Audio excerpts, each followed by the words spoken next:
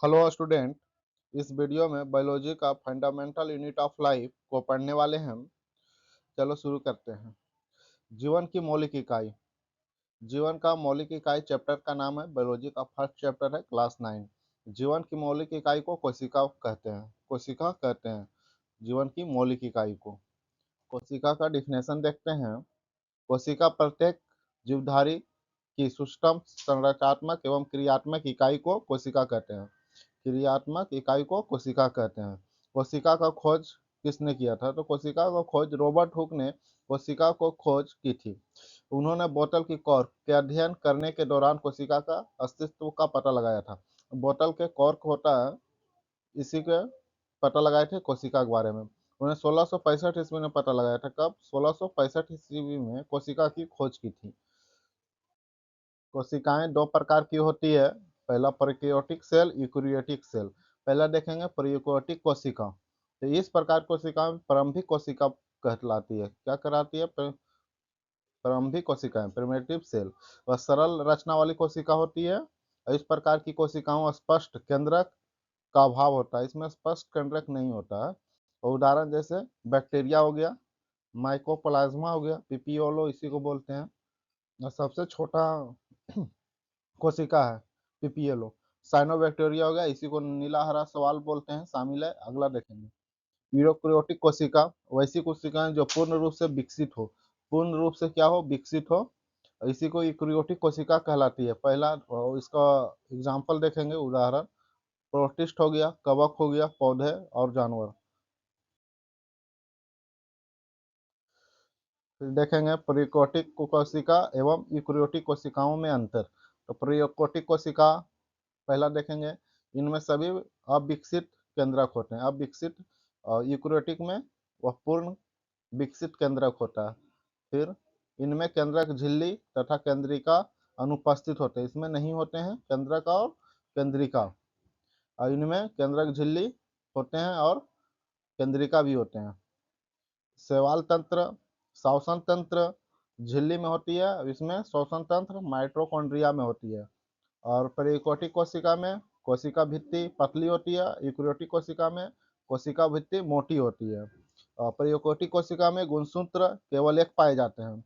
और इसमें एक से अधिक होते हैं। यूकेरियोटिक में एक से अधिक गुणसूत्र होते हैं। और प्रोकैरियोटिक कोशिका का विभाजन विखंडन या मुकुलन द्वारा होता है। और इसमें क्या होता है? कोशिका विभाजन समसूत्री और अर्धसूत्री विभाजन द्वारा होता है। क्वेश्चन प्रोकैरियोटिक और यूकेरियोटिक क्वेश्चन हो गया। अगला देखेंगे कोशिका के भाग देखेंगे। कोशिका के 3 भाग हैं। 3 भाग प्रमुख हैं: कोशिका झिल्ली, केंद्रक और कोशिका द्रव्य। कोशिका झिल्ली को देखेंगे, सेल मेम्ब्रेन। प्रत्येक कोशिका सबसे बाहरी चारों और बहुत पतली और मुलायम और लचीली झिल्ली होती है। कैसी होती है कोशिका झिल्ली? तो पतली होती है, मुलायम होती है और लचीली झिल्ली होती है, जिसे कोशिका झिल्ली या प्लाज्मा झिल्ली या प्लाज्मा मेम्ब्रेन बोलते हैं। इसका नाम है, कोशिका झिल्ली भी बोल सकते हैं, प्लाज्मा झिल्ली या प्लाज्मा मेम्ब्रेन भी बोलते हैं। वह झिल्ली जीवित और अर्ध सेमी प्रेमेबल होती है। चूंकि इस झिल्ली द्वारा कुछ पदार्थ अंदर तथा बाहर आ जा सकते हैं, सभी पदार्थ नहीं। कहने मतलब कुछ पदार्थ अंदर भी जा सकते हैं, बाहर भी आ सकते हैं, सभी पदार्थ अंदर बाहर नहीं कर सकते। कोशिका झिल्ली लिपिड और प्रोटीन की बनी होती है। कैसी बनी होती है? लिपिड और प्रोटीन की बनी होती है कोशिका झिल्ली। फिगर देख लीजिए कोशिका झिल्ली। कोशिका हरित कोशिका द्रव्य है, राइबोसोम हो गया, माइटोकॉन्ड्रिया, कोशिका भित्ति बाहरी तरफ होती है। और प्लाज्मा झिल्ली, प्लाज्मा झिल्ली को देखिए, इसी को बोलेंगे कोशिका झिल्ली, प्लाज्मा झिल्ली को। केंद्रक, केंद्रक को अब देखेंगे। केंद्रक कोशिका के मध्य में पाई जाने वाली गोल ठोस जैसी रचना होती है। वह एक पतली झिल्ली द्वारा घिरा रहता है। इस झिल्ली को केंद्रक झिल्ली कहते हैं। यह पतली लचीली अर्ध परगमय होती है। इसमें छोटे छिद्र होते हैं, छोटे छोटे छिद्र होते हैं, जिनके द्वारा कोशिका द्रव्य एवं केंद्रक मध्य पदार्थों को आदान प्रदान करता है। कोशिका द्रव्य एवं केंद्रक के मध्य आदान प्रदान करता है। केंद्रक झिल्ली के अंदर कैसा होता है? गाढ़ा अर्ध तरल द्रव भरा होता है, जिसे केंद्रक द्रव करते हैं। इसी को न्यूक्लिक प्लाज्मा बोलते हैं, न्यूक्लिक वो प्लाज्मा कहते हैं। केंद्रक कोशिका के समस्त जैविक विमाओं को नियंत्रित करता है। केंद्रक का खोज कब हुआ था? 1831 और रॉबर्ट ब्राउन ने किया था, रॉबर्ट ब्राउन 1831 में। केंद्रक का मुख्य कार्य, केंद्रक का कौन सा कार्य है इसके बारे में, मुख्य कार्य तो ये न्यूक्लियस में प्रोटीन और आरएनए का संचयन करता है, संचयन करता है, कोशिका विभाजन में भाग लेता है, कोशिका विभाजन में भाग लेता है, राइबोसोम का जनन करता है, राइबोसोम को जनन करता है, केंद्रक और अन्य जीवित कोशिकाओं के बीच आनुवंशिक गुणों को आदान प्रदान करते हैं, और आनुवंशिक गुणों को आदान प्रदान करने का भी काम करते हैं केंद्रक। फिर देखेंगे राइबोसोम। राइबोसोम, राइबोसोम सजीव और कोशिका द्रव में उपस्थित होता है, कोशिका द्रव में उपस्थित होता है और बहुत सूक्ष्म कण होता है। राइबोसोम बहुत सूक्ष्म होता है, जिनके प्रोटीन के संश्लेषण में महत्वपूर्ण भूमिका है, प्रोटीन के संश्लेषण में महत्वपूर्ण भूमिका है। वे आनुवंशिक पदार्थों डीएनए और आरएनए के संकेतों को प्रोटीन श्रृंखला में परिवर्तित करता है, डीएनए या आरएनए को संकेतों को प्रोटीन की श्रृंखला में परिवर्तित करता है। फिर देखेंगे अंतर्द्रवी जलिका, इंडोप्लाज्मिक रेटिकुलम, कोशिका के अंदर या कोशिकांग झिल्ली युक्त नलिकाओं तथा सीट के एक विशाल तंत्र होता है। कैसा होता है? विशाल तंत्र। यह लंबी नलिका अथवा गोल या आयताकार थैलों या पुटिकाओं की तरह दिखाई देती है। इनकी रचना प्लाज्मा झिल्ली की तरह होती है। अंतर्द्रवी जलिका का रचना प्लाज्मा झिल्ली की तरह होता है, ईआर की तरह। देखेंगे अंतर्द्रवी जलिका दो प्रकार की होती है। पहला खुरदरी अंतर्द्रवी जलिका, इन पर राइबोसोम लगे होते हैं जिस पर प्रोटीन का संश्लेषण होता है। क्या चीज का? प्रोटीन का संश्लेषण होता है। आरईआर तैयार प्रोटीन को आवश्यकता अनुसार ईआर को द्वारा कोशिका के अन्य भागों में भेजता है, अन्य भागों में भेजता है। फिर देखेंगे चिकनी अंतर्द्रवी जलिका, यह एक वसा अथवा लिपिड अणुओं को बनाने में सहायता करती है, वसा अथवा लिपिड अणुओं के बनाने में सहायता करती है। आप क्लास में बायोलॉजी का चैप्टर पढ़े होंगे फर्स्ट, इसी को रिवीजन के तौर पर एक स्लाइड, एक वीडियो में पूरा रिवीजन के तौर पर या लिख कर समझाने का कोशिश कर रहे हैं कि क्या क्या होता है। इसको आप फेयर कॉपी में भी बना सकते हैं, सिस्टमेटिक ढंग से लिखा हुआ है। पहला देखिए, इसमें राइबोसोम है, रफ एंडोप्लाज्मिक रेटिकुलम है, स्मूथ एंडोप्लाज्मिक रेटिकुलम है, एसई चिकनी अंतर्द्रवी जलिका फिगर में दिखा हुआ है। कोशिका द्रव्य देखेंगे, साइटोप्लाज्मा कोशिका का एक बड़ा भाग है जो कोशिका झिल्ली या प्लाज्मा झिल्ली से घिरा एक तरल पदार्थ होता है, अर्थात कोशिका में कोशिका झिल्ली के अंदर केंद्रक को छोड़कर संपूर्ण पदार्थों को कोशिका द्रव्य कहते हैं। इसी को साइटोप्लाज्मा कहते हैं। मतलब इसमें बहुत से कोशिका घटक होते हैं, जैसे कोशिका अंग होते हैं, कोशिका अंग कहते हैं जो कोशिका के लिए विशिष्ट कार्य करते हैं। कैसा होता है इसके बारे में देख लेते हैं। वह पारदर्शी एवं चिपचिपा होता है। कोशिका द्रव कोशिका के चारों ओर सामग्री को स्थानांतरित करता है, ले जाने का काम करता है, में मदद करता है। कोशिका द्रव वह पदार्थ है जो कोशिका के आंतरिक भाग को भरता है, आंतरिक भाग को भरता है। साइटोसोल होता है, साइटोप्लाज्मा का जेनेटिक जिलेटेंस होता है, मैट्रिक्स होता है। यह आयनों और बैक्टीरिया, प्रोटीन, लिपिड और राइबोन्यूक्लिक एसिड जैसे विभिन्न प्रकार के विलयन से बना होता है। किस किस से बना हुआ था? कार्बोहाइड्रेट, प्रोटीन, लिपिड और राइबोन्यूक्लिक एसिड जैसे विभिन्न प्रकार के विलय से बने होते हैं। आगे देखते हैं। कोशिका द्रव में कोशिकीय प्रक्रिया भी होती है, जैसे प्रोटीन संश्लेषण होता है, कोशिका श्वसन का पहला चरण होता है, इसी को गाइलोसिस बोलते हैं। समसूत्री कोशिका विभाजन और अर्धसूत्री विभाजन होता है। कोशिका द्रव का कार्य, कोशिका द्रव के कौन कौन सा कार्य इसको देख लेते हैं। कोशिका द्रव के प्रमुख कार्य निम्नलिखित हैं। कोशिका द्रव विभिन्न कार्यों को पूरा करता है, जिनमें सबसे प्राथमिक कार्य कोशिका के आंतरिक भाग का निर्माण करना होता है। कोशिका द्रव का प्रमुख कार्य क्या होता है? प्राथमिक कार्य आंतरिक भाग का निर्माण करना, आंतरिक भाग को निर्माण करना। कोशिका द्रव उपचय गतिविधियों में सहायता करता है। साइटोप्लाज्मा कोशिका के आनुवंशिक सामग्री है, साइटोप्लाज्मा कोशिका की आनुवंशिक सामग्री है।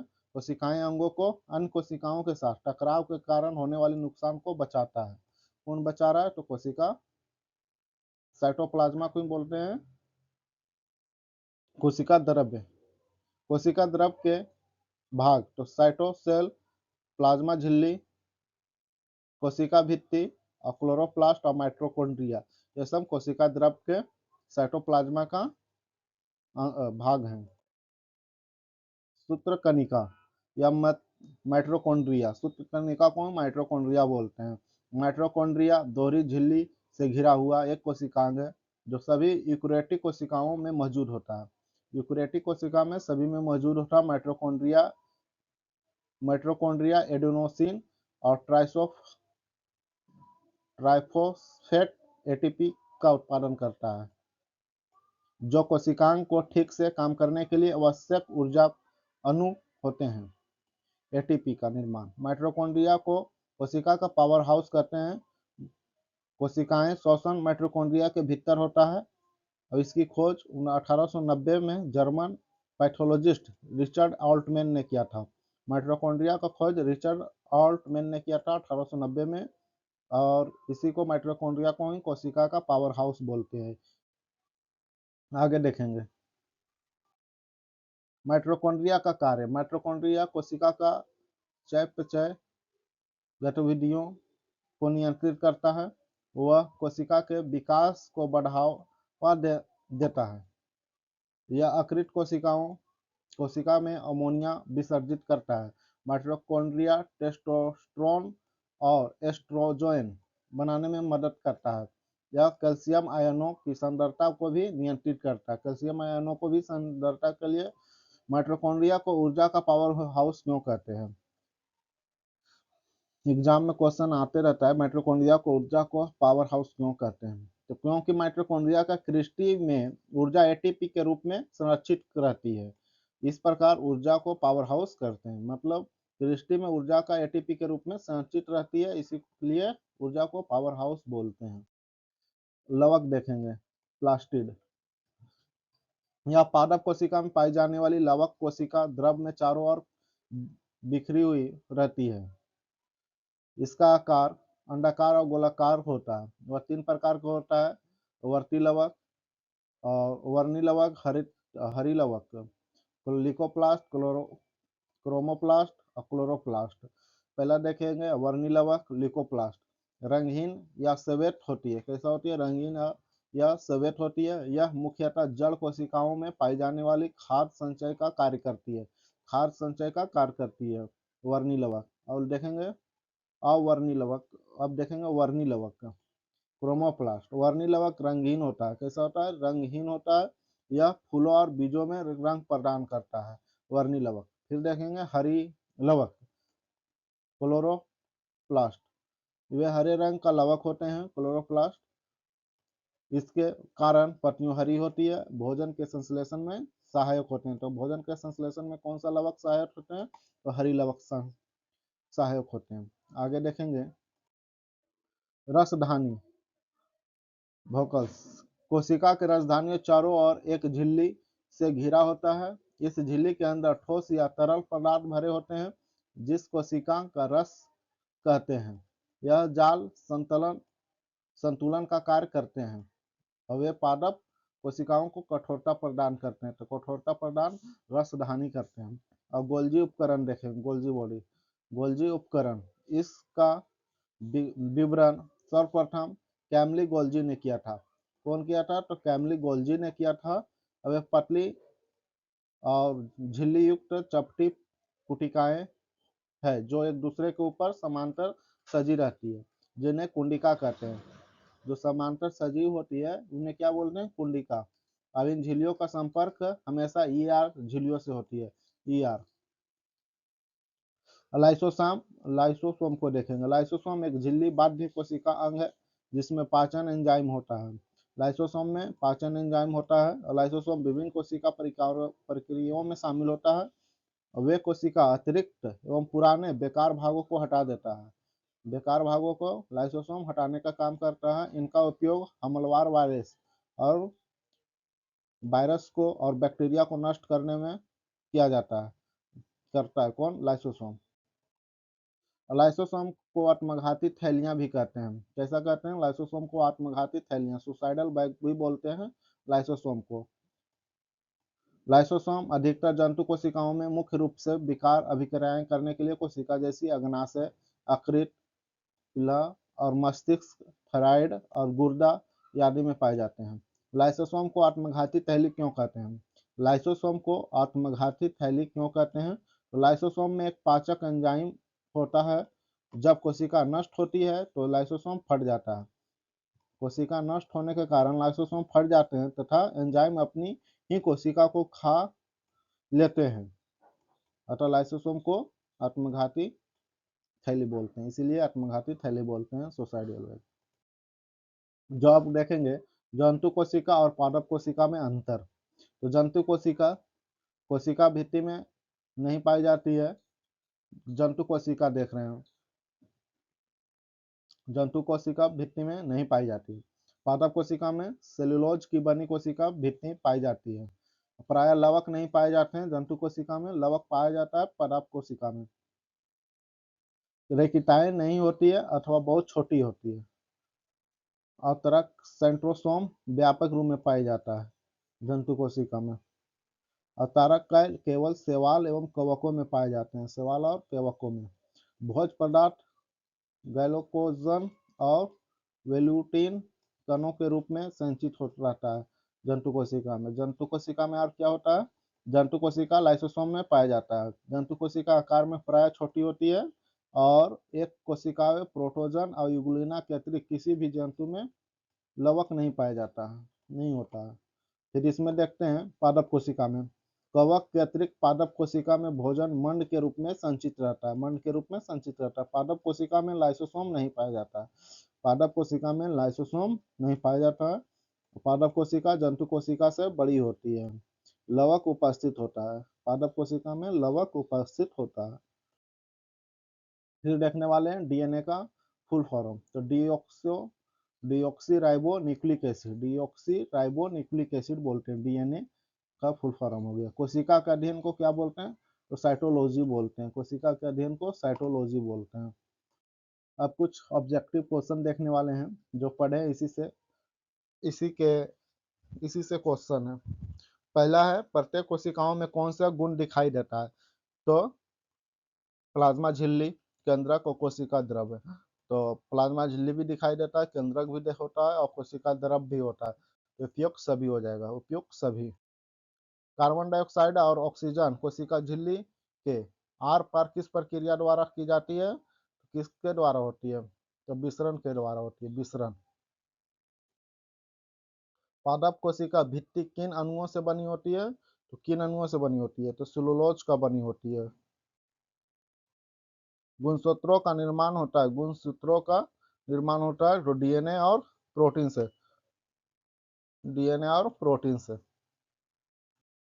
कोशिका की आत्मघाती थैली है तो अभी बताए हैं, बताइए इसका आंसर। लाइसोसोम को बोलते हैं आत्मघाती थैली, लाइसोसोम। एटीपी अणुओं का निर्माण होता है तो एटीपी अणुओं का निर्माण कहाँ होता है? तो माइटोकॉन्ड्रिया में होता है एटीपी अणुओं का निर्माण। जटिल चीनी को सरल शर्करा बनाया जा सकता है, किसके द्वारा बनाया जा सकता है? तो गोल्जी उपकरण के द्वारा बनाया जा सकता है। निम्नलिखित में से किसमें वास्तविक केंद्रक नहीं पाया जाता है? तो किसमें वास्तविक केंद्रक नहीं पाया जाता है? तो जीवाणु में नहीं पाया जाता है, जीवाणु। कोशिका का पावर हाउस कौन होता है? तो माइटोकॉन्ड्रिया को कोशिका के पावर हाउस बोलते हैं, माइटोकॉन्ड्रिया को पावर हाउस बोलते हैं। निम्नलिखित में कौन सा सबसे छोटा जीव है? इसको आंसर आपको बताना कमेंट में। कोशिका गतिविधियों नियंत्रित की जाती है तो किसके द्वारा? न्यूक्लियस द्वारा की जाती है, न्यूक्लियस द्वारा। Thanks student.